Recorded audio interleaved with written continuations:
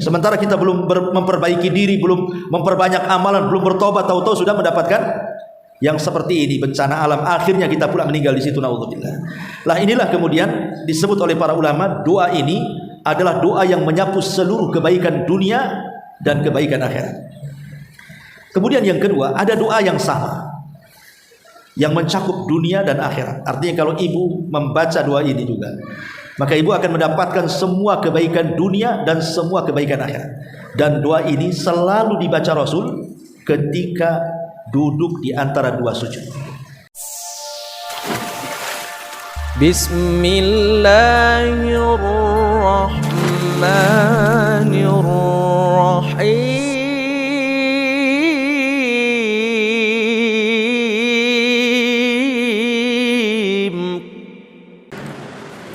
Assalamualaikum warahmatullahi wabarakatuh.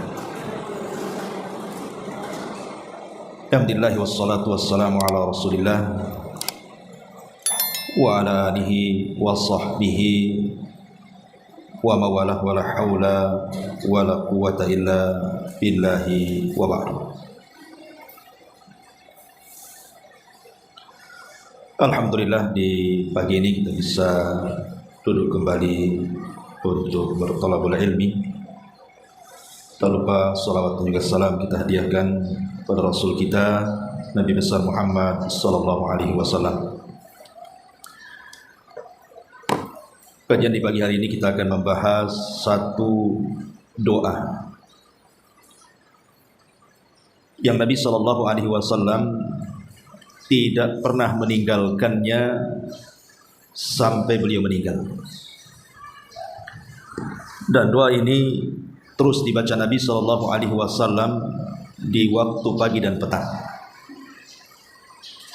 Dan hebatnya doa ini mencakup seluruh kebaikan dunia dan kebaikan akhirat. Doa apa ini? Doa ini disebutkan di dalam hadis yang dikeluarkan oleh Imam Abi Dawud dari sahabat Abdullah ibnu Umar radhiyallahu anhu. Kata Abdullah ibn Umar radhiyallahu anhuma, lam yakun Rasulullah sallallahu alaihi wasallam iyada haula'i da'awati hina yumsi wa hina yusbih. Kata Abdullah ibn Umar radhiyallahu anhuma, Nabi sallallahu alaihi wasallam tidak pernah meninggalkan doa ini, baik dia berada di pagi hari ataupun berada di sore hari. Kemudian Abdullah ibn Umar menyebutkan doanya, Allahumma inni as'alukal afiyata fid dunya wal akhirah.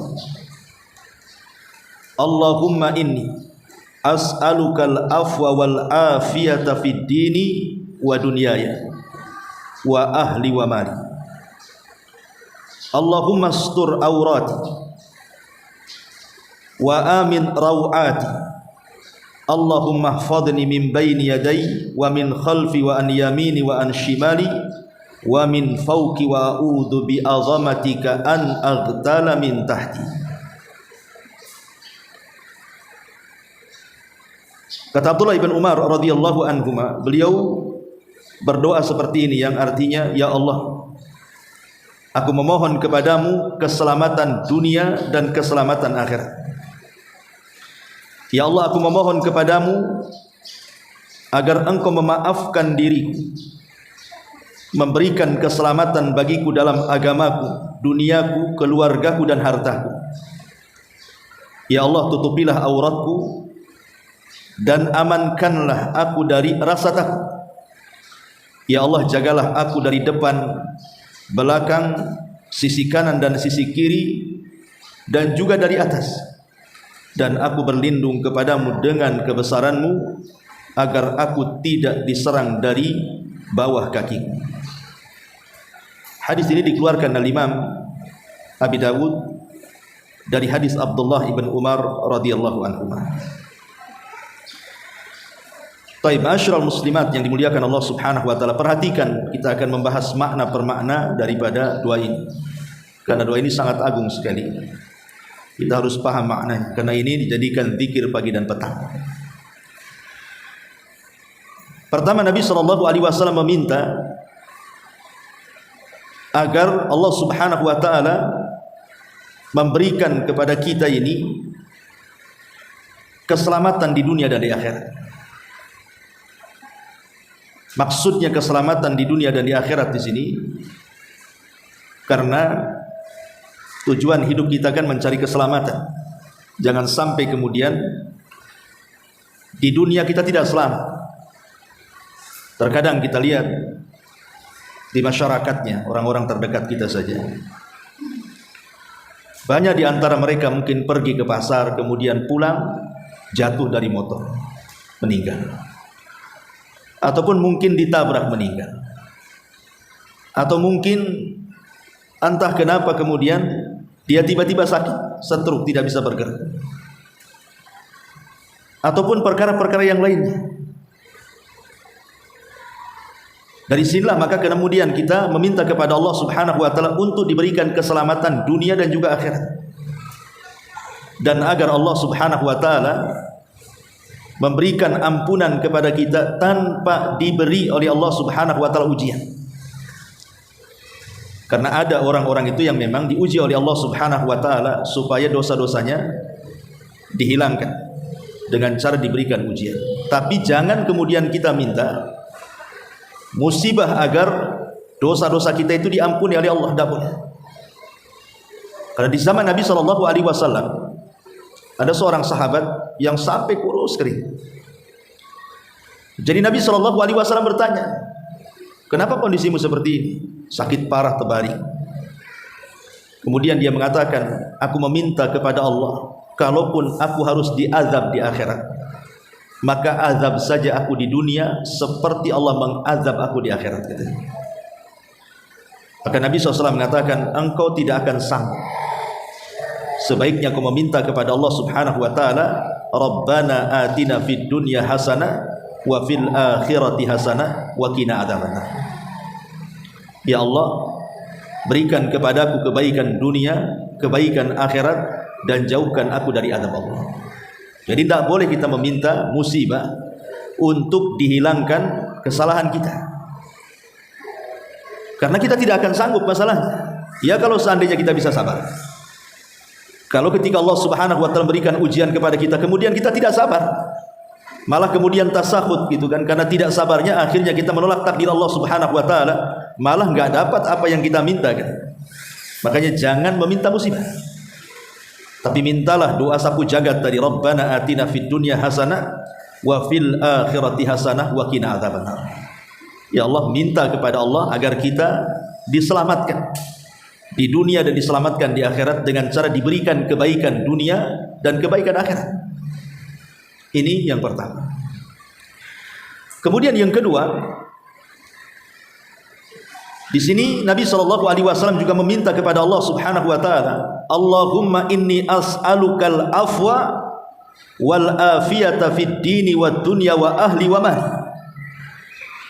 Ya Allah, aku meminta kepadamu agar engkau memaafkan diriku dan agar engkau memberikan keselamatan kepada agamaku, duniaku, keluargaku, dan hartaku.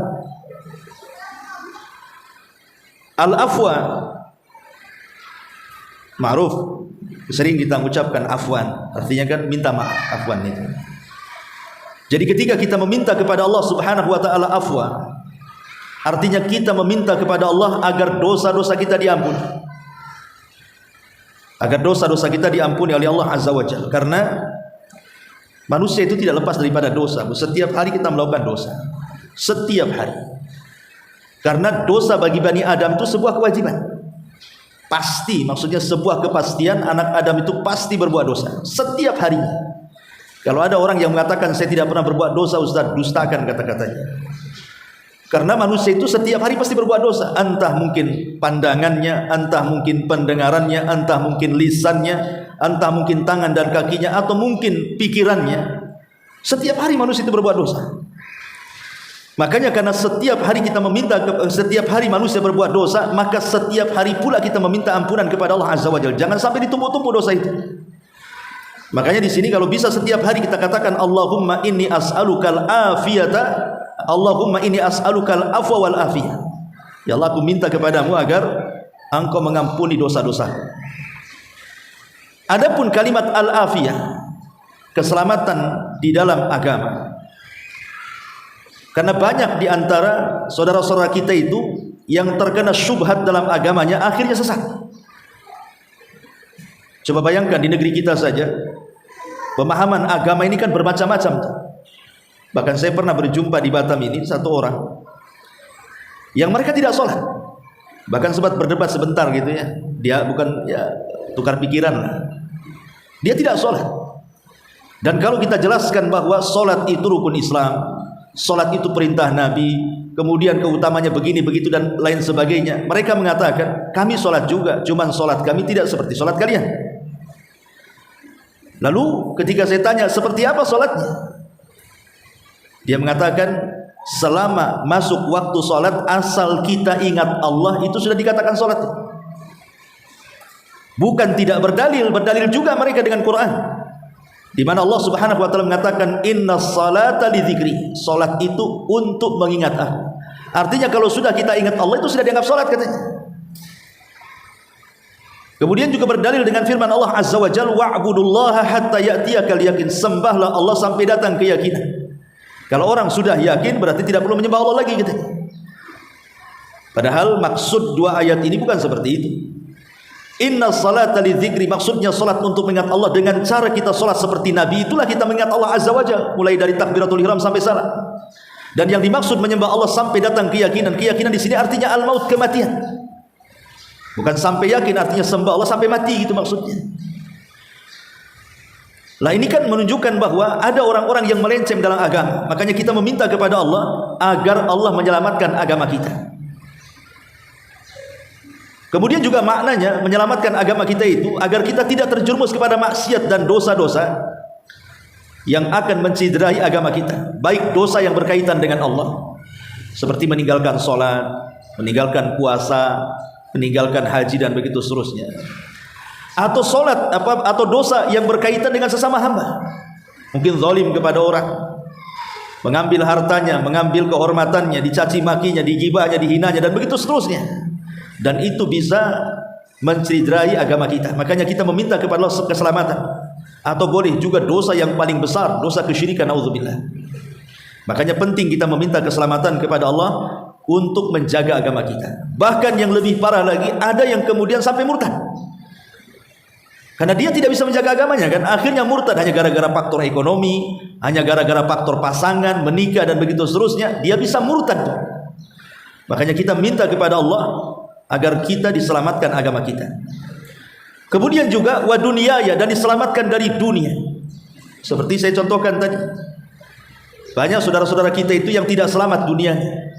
Mungkin uangnya kerampok, mungkin rumahnya terbakar gitu ya. Atau mungkin terkena gempa akhirnya habis kekayaannya. Atau boleh jadi kemudian dia pergi kemana terjadi kecelakaan, kita tidak tahu ya.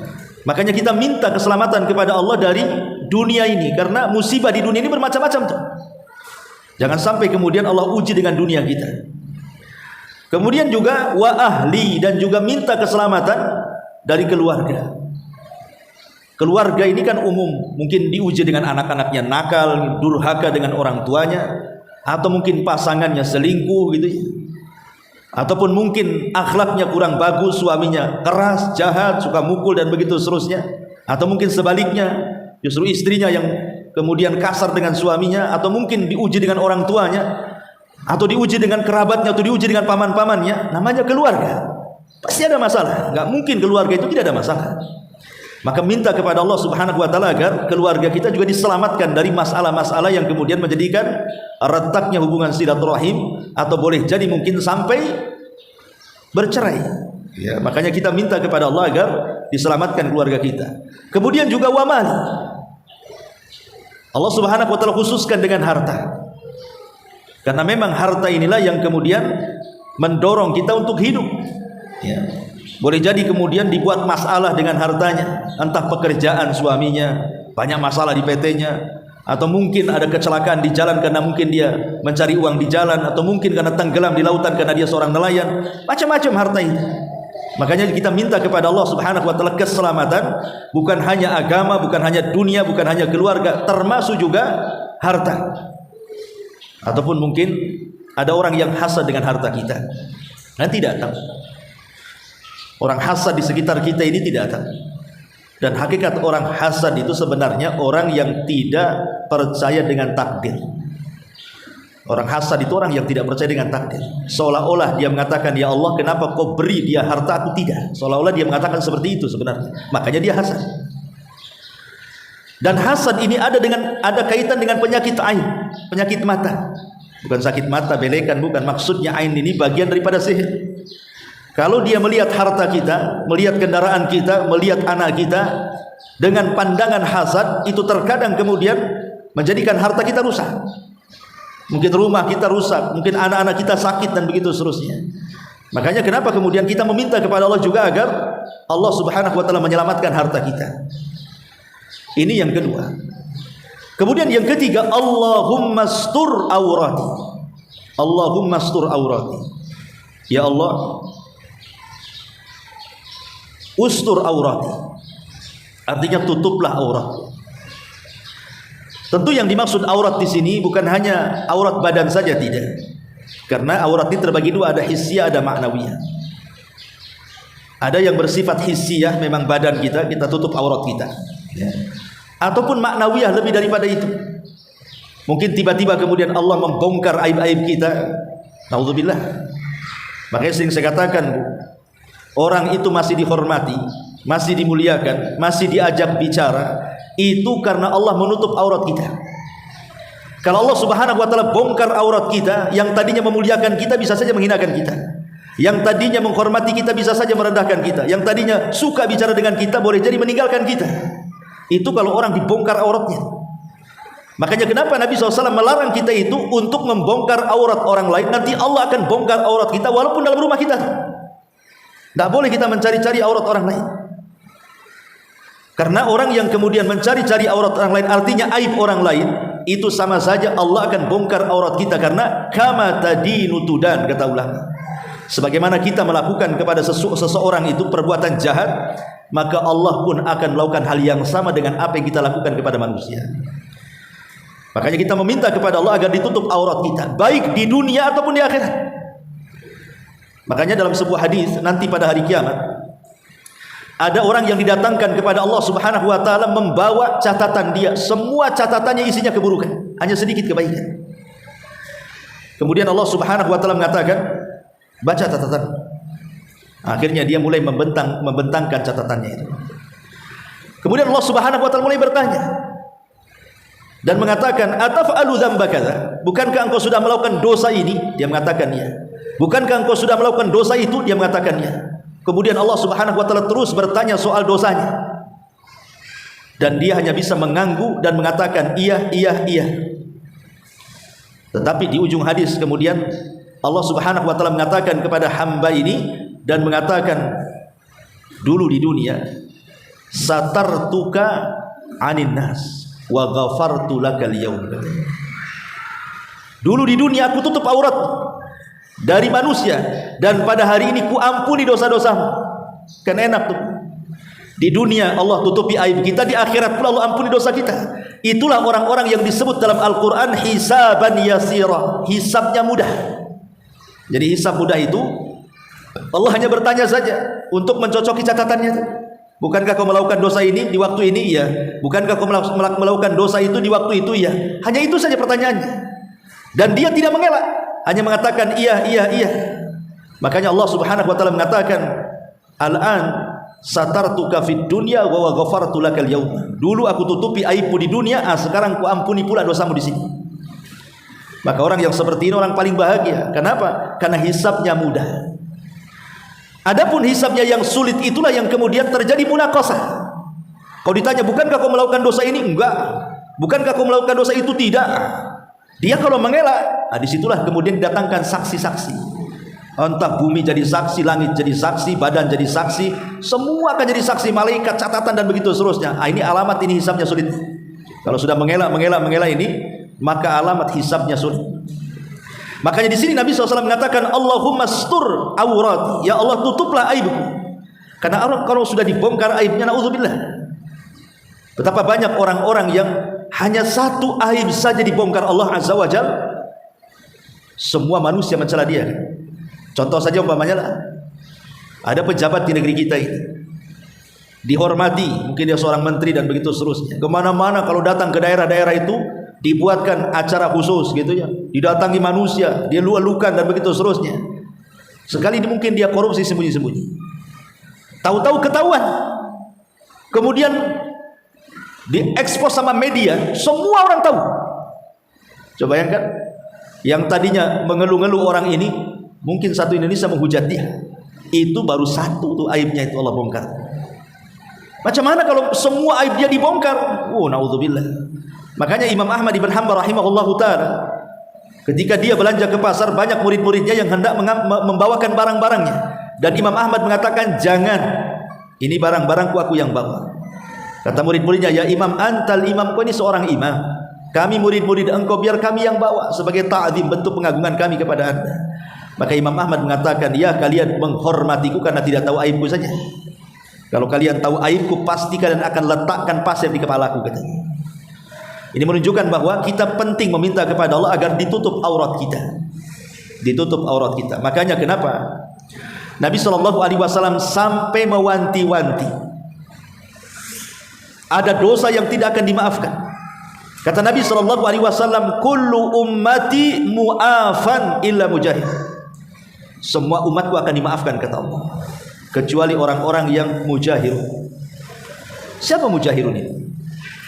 Maka Nabi SAW kemudian menjelaskan, mujahir ini adalah orang yang melakukan dosa di malam hari, kemudian Allah tutup aibnya, orang nggak tahu dia melakukan dosa, tiba-tiba dia ceritakan pula dosa di malam hari kepada orang. Atau orang yang melakukan dosa di siang hari, Allah tutup tuh aibnya, diceritakan pula malam-malam sama orang. Dia tidak bersyukur kan gitu, bahwa Allah sudah menutup aibnya. Kenapa kemudian ditampakkan kepada orang? Allah menutup aib kita itu merupakan nikmat yang luar biasa. Harusnya kita bersyukur. Makanya kalau ada umat di sini yang dulunya sebelum hijrah gitu ya, mungkin dari dunia-dunia yang gak jelas gitu kan, penuh dengan tato apa semuanya umpamanya kan itu. Kemudian hijrah, ditutuplah pakaiannya, hampir tidak nampak lagi kalau dia bertato. Jangan pernah ceritakan walaupun kepada kawan dekat kalau dia punya tato. Tidak perlu. Ya. Anggap saja kalau dia kenal dengan orang lain, dia memang dari kalangan wanita baik-baik, nggak perlu diceritakan masa lalunya, karena Allah sudah menutupnya. Ngapain diceritakan? Ini nikmat Allah Azza wa Jalla, sehingga manusia memandang kita baik terus. Karena tidak semua orang yang kemudian kalau kita ceritakan kemudian masa lalu kita, mungkin mau diambil pelajaran, tidak semua orang suka. Ya ada juga mungkin mengambil pelajaran kan gitu ya. Kalau bisa seperti dia, tuh dulu dia kayak gini, sekarang tobat. Boleh jadi ada yang seperti itu. Tapi boleh jadi ada juga orang yang mencelanya nanti. Oh patut saja dia seperti itu, dulunya kayak gitu. Nah, akhirnya kan begitu ya. Makanya penting seseorang itu menutup aurat, minta kepada Allah agar aurat kita ditutup. Makanya di sini Rasul mengatakan, Allahumma stur aurati. Kemudian wa amin rawati. Dan minta kepada Allah agar diberikan rasa aman dari rasa takut. Rasa aman dari rasa takut. Contoh umpamanya ibu naik pesawat, ya kan, kadang-kadang kan ada pengumuman tuh, cuaca kurang bagus, tolong kembali ke tempat, pasang sabuk pengaman. Kemudian betul-betul nabrak awan itu, itu kan kadang-kadang kita ketakutan di situ. Udah ingatnya itu sudah pesawat ini jatuh, matilah kan begitu ya. Makanya kita minta kepada Allah Subhanahu wa taala kalau kita berada di pesawat, baca doa ini. Wa amin rawati, ya Allah, amankan dia rasa takutku. Ataupun mungkin orang yang sekarang hari ini yang ketakutan dengan ekonomi. Karena sekarang ini kan banyak orang yang ketakutan itu dalam faktor ekonomi. Contoh umpamanya orang mau memulai usaha, mau dagang ini, sudah banyak. Mau dagang sandal, semua orang udah jual sandal katanya kan. Mau dagang pecel, berderet tuh orang jual pecel. Mau dagang lontong, semua orang udah jual lontong. Akhirnya tak jadi ketakutan kan. Padahal rizki itu kan sudah dibagi-bagi, Bu. Walaupun nih, anggaplah berjejer jual lontong nih. Ya, tiga-tiganya dijual lontong berjejer, tiga-tiganya ini. Ini tidak ada hubung kait dengan saingan satu dengan saingan yang lain, tidak. Jangan katakan itu saingan saya. Patut saya nggak laku karena ada dia. Itu nggak berlaku dalam bab rizki itu. Karena rizki Allah itu sudah maksum, sudah dibagi-bagi. Kalau Allah Subhanahu wa taala sudah takdirkan rizki itu kepada kita, tidak mungkin diambil sebelahnya. Sebagaimana kalau rizki itu sudah memang Allah takdirkan ke sebelahnya, tidak mungkin juga kita bisa mengambilnya. Dalam bab rizki itu maksum sudah dibagi-bagi. Kenapa mesti takut? Tidak boleh kita takut. Makanya kita berdoa kepada Allah Azza wa Jalla, wa amin rawati, wa amin rawati. Makanya saya ceritakan dulu bagaimana kisah Ibrahim ibn Adham kan, yang ketika dia makan daging ada kucing, kemudian dilemparlah sama kucing itu, kasih makan. Rupanya kucing ini setelah ngambil daging itu bukan dimakan, malah kemudian lari, dikejar sama Ibrahim ibn Adham rahimahullah taala. Rupanya kucing itu mendekati sebuah lubang. Di lubang itu ada ular, dan ularnya buta. Kemudian sama kucing dikasih sama ular itu. Ibrahim ibn Adham mengira itulah kebetulan saja. Besoknya dilakukan seperti itu lagi, gitu pula kejadiannya. Tetap aja kucing itu ngantar makanan ke lubang yang ada ular butanya itu. Dari sini kata Ibrahim ibn Adham, subhanalladzi sakharal a'da yarzuqu ba'dahu ba'dhan. Maha suci Allah yang telah menundukkan masing-masing musuh justru memberikan rizki satu dengan yang lainnya. Ular dengan kucing itu mana ada akur. Yang ada kucingnya, yang kalau ularnya kecil ya mungkin dimakan kucing kan gitu ya. Kalau ularnya besar ya ular makan kucing kan gitu ya. Ini kan musuhan nih. Tapi bagaimana Allah Subhanahu wa taala sudah ngatur rizki, lo bayangkan. Di mana musuh juga terkadang memberikan rizki kepada kita. Jadi kenapa kemudian kita merasa tersaingi dengan orang sebelah kan? Itu maksud saya itu dari contoh Ibrahim bin Adham ini. Jangan kemudian kita jadi dengki dengan orang yang kita anggap saingan kita di situ. Boleh jadi mungkin seperti kasusnya kucing dengan ular ini kan, sesama musuh ngasih rizki. Boleh jadi mungkin dengan adanya orang ini, akhirnya orang-orang pun datang. Mungkin karena ngantri malas, akhirnya ke ibu juga. Siapa yang tahu seperti itu? Ya. Makanya di sini kita meminta kepada Allah Subhanahu wa taala jangan sampai kemudian Allah Subhanahu wa taala memberikan rasa takut kepada kita, tapi minta kepada Allah keamanan. Apalagi lebih daripada itu, contohlah sekarang negeri Palestina. Bagaimana kita bisa bayangkan rasa takutnya warga Gaza itu hari ini.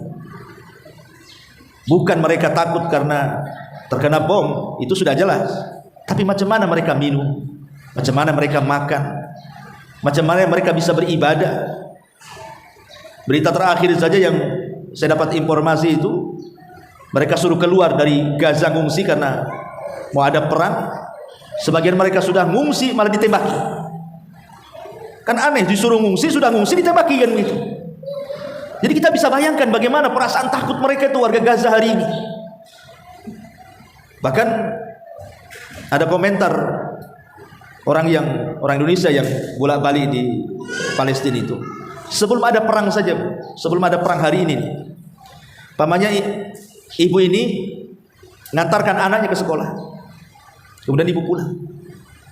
Itu kadang-kadang ibu-ibu di sana itu was-was apakah anaknya pulang kembali ke rumahnya atau tidak. Itu belum perang seperti sekarang tuh. Karena yang namanya pembunuhan itu setiap hari, bunuh anak-anak, bunuh orang tua, bunuh perempuan, macam-macam di sana itu. Lah makanya kemudian kita ini baru merasakan nikmat aman itu karena kita tidak pernah hidup di negeri konflik. Coba kalau kita lihat hari ini di YouTube atau di media-media yang terpercaya lah yang memberitakan kepada kita itu, baru kita merasakan oh enak hidup di negeri aman itu. Rupanya di Palestina itu hari-hari orang itu diancam nyawanya, tidak dengan bom ya dengan kelaparan. Makanya di sini kita meminta kepada Allah Azza wa Jalla, wa amin rawati. Ya Allah, minta agar dihilangkan rasa takut dan diberikan keamanan. Atau mungkin ibu-ibu yang suaminya mungkin kerja di luar negeri, kerja di kapal, di apa kan yang jauh, ya kan? Kita kan tidak tahu antara suami pulang selamat atau tidak, kan kita tidak tahu juga. Makanya berdoa kepada Allah Subhanahu wa taala, wa amin rawati, dan banyak contohnya. Baik. Kemudian Nabi sallallahu alaihi wasallam selanjutnya meminta kepada Allah Subhanahu wa taala, Allahumma hfadhni min baini yadayya wa min khalfi wa an yamini wa an shimali wa min fawqi. Ya Allah, berikan penjagaan kepadaku dari depan, dari belakang, dari kanan dan kiri, dan dari atasku. Ma'asyiral muslimat yang dimuliakan Allah Subhanahu wa taala, di dalam Al-Qur'anul Karim ketika Allah Subhanahu wa taala bicara soal iblis dalam surah Al-A'raf ayat 16 dan juga 17. Apa kata Allah? Iblis berkata di hadapan Allah, qala fabima aghwaytani la'aqudanna lahum siratakal mustaqim thumma la'atiyannahum min baini aydihim wa min khalfihim wa an aymanihim wa an syama'ilihim wa la tajidu aktsarahum syakirin. Karena engkau telah menghukum aku sesat, kata iblis, saya benar-benar akan menghalang-halangi mereka dari jalan engkau yang lurus. Kemudian saya, kata iblis, akan mendatangi mereka dan menggoda mereka dari depan mereka, dari belakang mereka, dari sisi kanan mereka, dari sisi kiri mereka, sehingga engkau tidak akan mendapati mereka hamba-hambamu yang bersyukur kepadamu. Artinya iblis tidak akan membiarkan kita untuk menjadi hamba-hamba Allah yang beribadah tulus kepada Allah Azza wa Jalla. Dia akan terus menggoda kita, tidak dari depan, dari belakang, tidak dari belakang samping kiri, tidak dari samping kiri samping kanan. Jadi kita ini dikepung oleh iblis itu dan anak buahnya. Makanya kita meminta kepada Allah Subhanahu wa taala agar Allah menjaga kita dari serangan-serangan iblis, baik dari depan, belakang, sisi kanan, sisi kiri, atas dan bawah. Walaupun iblis tidak akan menguasai dari atas. Iblis itu hanya menguasai depan, belakang, kiri, kanan aja kan. Karena atas ubun-ubun itu tidak bisa dikuasai oleh iblis. Ubun-ubun itu di tangan Allah. Makanya Al-Quran tidak mengatakan, ketika iblis mengatakan aku akan mendatangi mereka dan menggoda mereka dari depan, belakang, sisi kiri dan kanan, dan tidak disebut dari atas kan. Karena iblis tidak bisa menggoda dari atas. Karena ubun-ubun manusia, kata Nabi SAW dalam doanya itu, nasiyatim biyadi, ubun-ubunku berada di tangan Allah Subhanahu wa taala. Ubun-ubunku berada di tangan Allah. Kalaupun kemudian iblis hendak, anak buahnya dan iblis dan anak buahnya hendak menggoda kita, itu paling dari sisi belakang, tengkuknya sini, tapi dari atas tidak. Dengan cara apa? Mengikat setiap kita hendak tidur di malam hari, 3 ikatan itu saja. Kemudian apabila sudah mengikat, kemudian iblis pun meniup-niupkan agar kita jangan bangun tidur, malam masih panjang, maka kemudian setan akan bersarang di mana, Bu? Di kedua lubang hidung kita. Jadi dia akan bersarang di kedua lubang hidung kita, dan setiap dia kemudian buang hajat kecil, maka akan ditumpahkan di telinga. Makanya kenapa kemudian Nabi SAW mengatakan apabila seseorang terbangun, kemudian dia berzikir kepada Allah, zikir apa saja, mau membaca subhanallah, alhamdulillah, baca Allahu akbar, la ilaha illallah, terserah dia zikir apa saja, maka hilang satu ikatan kan. Kalau ibu berwudu, maka hilang 2 ikatan, bukan hanya 2 ikatan, terusirlah itu setan yang di lubang hidung. Dan apabila ibu sholat, maka hilanglah kemudian 3 ikatan, maka menjadilah hati kita hati yang baik, jernih, dan kita akan menjadi orang yang semangat menghadapi hidup. Maka di sini kita meminta kepada Allah Azza wa Jalla agar kita dijaga dari godaan setan iblis itu, dari depan, belakang, kaki kanan, kiri, atas, bawah. Karena jangan sampai kemudian kita dilemahkan oleh syaitan. Karena itulah tujuan dia kan. Tujuan kita itu menggoda kita itu dari arah mana saja. Allah Subhanahu wa taala mengatakan wala tattabi'u khutuwatis syaitan. Jangan sekali-kali kalian mengikuti langkah-langkah setan. Kenapa? Karena setan itu adu mubin, musuhmu yang nyata. Coba bayangkan langkah-langkah setan. Pertama, yang paling tinggi, orang dibuat syirik. Suruh syirik kita kepada Allah, datang ke dukun, percaya tangkal, datang ke kuburan minta-minta. Pokoknya digodanya kita seperti itu. Terutama saat-saat dalam kondisi sakit parah, yang dia tidak sanggup menahan rasa sakitnya karena mungkin kurang iman. Maka itu makin datang iblis di situ tuh. Kemudian membisikkan, di sana ada dukun bagus tuh. Kalau kau berobat ke situ itu udah mujarab, banyak kok orang yang sakit kayak kamu sembuh di sana. Dia akan berikan was-was seperti itu. Tapi kalau kemudian memang dia orang yang bertauhid, dia tidak bisa digoda dari sisi kesyirikan kepada Allah Azza wa Jalla, kurang tuh tensinya, maka digoda untuk menyelisih sunnah, disuruh buat bid'ah kita, buat bid'ah sana bid'ah sini gitu ya. Tapi kalau juga dia tidak bisa karena sudah mengenal sunnah, ini nggak boleh, ini bid'ah, tidak ada contohnya, maka diturunkan tensinya itu, disuruhnya kita melakukan dosa besar, disuruh berzina, disuruh minum khamar, disuruh judi, disuruh gibah, disuruh dusta, disuruh mencaci dan begitu seterusnya. Kalau dia juga berusaha meninggalkan dosa besar, turun lagi tuh, disuruhnya kita melakukan dosa-dosa kecil, ya, memandang aurat itu kan dosa kecil, ya. Kalau juga dia berusaha kemudian digoda dosa kecil pun tidak bisa, maka iblis akan turunkan lagi tensinya. Dibuatnya apa? Dibuatnya kita melakukan hal-hal yang tidak ada faedahnya. Memang tidak dosa. Ibu ngobrol lama, nggak ada gibah di situ, ya ngobrol saja. Tapi karena keasikan ngobrol, datang waktu zuhur, kan masih jam 1, kan zuhur kan habisnya jam 3, ada 2 jam ngobrol lagi, kan itu ya. Nanti dekat-dekat asar, baru pusing tuh, Anda belum zuhur nih. Akhirnya ibu cepat-cepat sholat zuhur. Kira-kira tuh, kalau sudah 5 menit mau asar, sholat zuhurnya kayak apa tuh? Itu udah kayak ayam lapar kan bu, kasih beras, taktuk-taktuk nggak jelas, tahu-tahu dolin salam saja. Kenapa? Karena begitu, memang dilalaikan. Kalau juga tidak bisa nih, ini yang terakhir. Dibuatnya kita mengutamakan yang tidak afdal dan meninggalkan yang afdal. Dibuatnya seperti itu. Jadi kalau sudah kemudian, itulah bentuk-bentuk langkah-langkah setan kan. Dia dari semua sisi itu makna dari depan, belakang, kiri, kanan itu maksudnya. Karena dia akan menggoda dari semua sisi. Tidak bisa dari keburukan. Pemain ibu disuruh berbuat jahat nih, tidak mau. Dibuatnya ibulah berbuat baik. Sana bantu, sedekahkan tuh, kasihan orang itu. Kemudian ditanamkan sifat ria di situ, ditanamkan sifat ujub di situ, ditanamkan takabur di situ.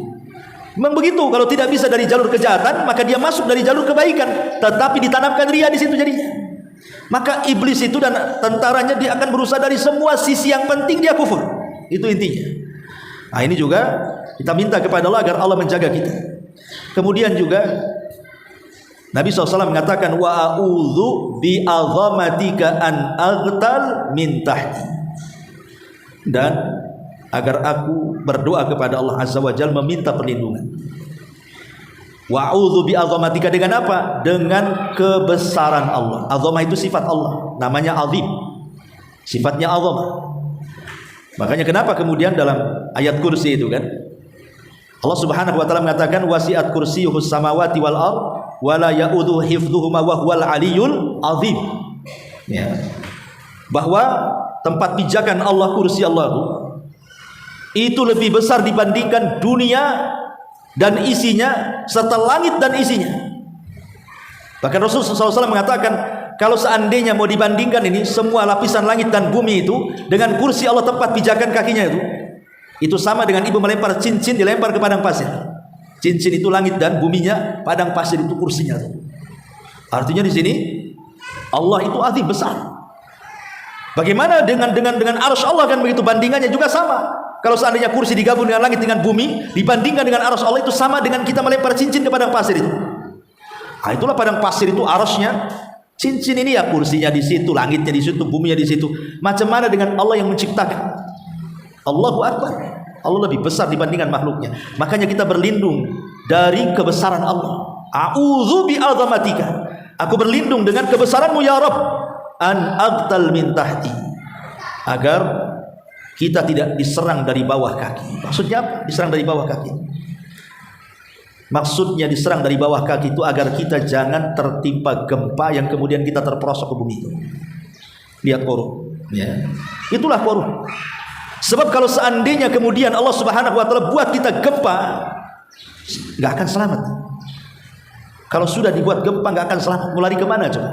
Pemain satu Batam ini Allah gempakan, ibu mau lari kemana? Nyemplung di laut? Nggak mungkin kan gitu. Pasti akan kena. Makanya kita lihat coba daerah-daerah yang pernah kena gempa di negeri kita ini, seperti Lombok, Jogja, Aceh dan begitu seluruhnya, baik yang diselingi dengan tsunami atau tidak, mesti memakan korban bukan hanya 1 2, bisa ratusan, bisa ribuan dalam waktu sesingkat-singkatnya. Dalam waktu yang kita tidak sadar kita akan tertimpa di situ. Siapa yang nyangka orang Lombok itu akan gempa atau Jogja dan begitu seterusnya? Kan tidak tahu. Tahu-tahu gempa saja begitu. Makanya dahulu Nabi SAW pernah menceritakan tentang kisah akhir zaman. Kisah akhir zaman ketika Imam Mahdi dibaiat di antara dua rukun. Maka akan datang tentara dari Syam. Mereka tidak suka dengan pembaiatan itu, membawa pasukan besar untuk membunuh Al-Mahdi yang ada di Mekah. Maka pasukan itu kemudian datang dari Syam. Ketika sampai di antara Mekah dan Madinah, ada namanya Baidah di situ. Maka kata Nabi SAW, maka Allah akan kirim gempa dahsyat sehingga mereka terperosok semua masuk ke bumi. Bukan hanya orang-orang yang akan membunuh Al-Mahdi saja, orang yang lalu lalang di situ aja ikut masuk di situ. Sehingga Aisyah bertanya, okelah orang-orang yang hendak membunuh Al-Mahdi itu digempakan sehingga terperosok ke bumi kemudian mati semuanya. Ya karena itu memang balasan Allah. Lah bagaimana pula orang yang lalu lalang dan ada hubung kait dengan orang yang akan membunuh Al-Mahdi? Mungkin dia ke pasar, mungkin dia ada perlunya. Maka Rasulullah SAW mengatakan yub'atsuna yaumal qiyamati ala niyati. Mereka akan dibangkitkan pada hari kiamat sesuai dengan niat mereka. Makanya kita berdoa kepada Allah jangan sampai kemudian diserang dari bawah. Ya. Jangan sampai kita ini terkena gempa kita belum bertobat kepada Allah Azza wa Jalla. Tahu-tahu mati belum tobat lagi sudah mati. Ketimpa runtuhan itu. Nah di sini dan ini sebuah kenapa kemudian dikhususkan serangan dari bawah kan? Karena umumnya serangan dari bawah itu orang tidak selamat masalahnya. Ya, sementara kita belum memperbaiki diri, belum memperbanyak amalan, belum bertobat, tahu-tahu sudah mendapatkan yang seperti ini, bencana alam, akhirnya kita pula meninggal di situ, naudzubillah. Lah inilah kemudian disebut oleh para ulama, doa ini adalah doa yang menyapu seluruh kebaikan dunia dan kebaikan akhirat. Kemudian yang kedua, ada doa yang sama yang mencakup dunia dan akhirat. Artinya kalau ibu membaca doa ini juga, maka ibu akan mendapatkan semua kebaikan dunia dan semua kebaikan akhirat. Dan doa ini selalu dibaca Rasul ketika duduk di antara dua sujud. Nah, inilah di antara dua doa kalau kita mau baca Bu, ini kita akan mendapatkan kebaikan dunia dan akhirat. Wallahu a'lam bishawab. Sebelum saya tutup silakan. Ini bertanya.